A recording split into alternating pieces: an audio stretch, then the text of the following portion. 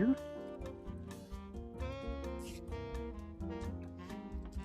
Since this is a smaller gauge, I don't want to go too deep in there. I want to make sure that I'm just at the kind of surface on the outside so that I'm not clamping on the insulation. I'm actually clamping on the strands themselves.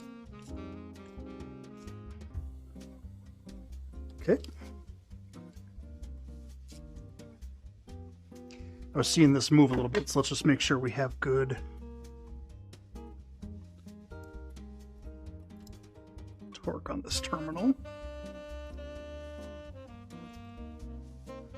Okay. Nice and simple.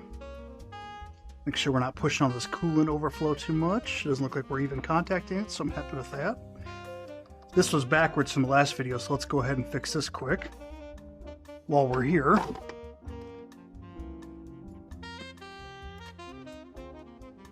This was a 10 if I remember correctly.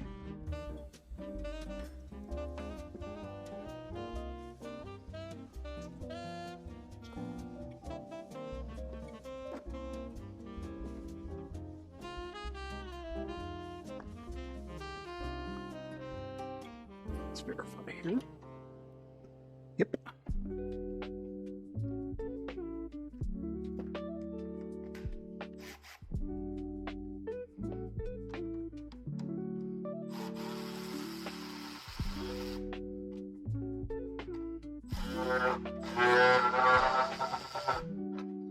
Still a little crusty, but she cooperated.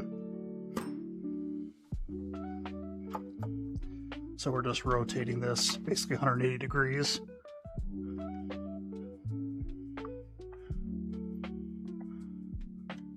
Based on how it was previously. Get these J-hooks in.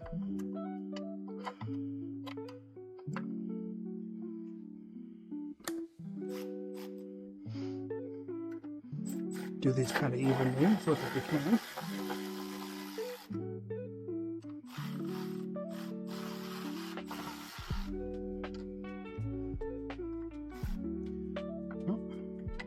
Okay. Make sure that J-hook stays in there as we tighten this down.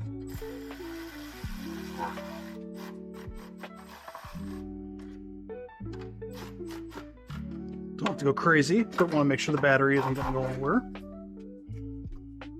Okay. That'll do it. This piece of the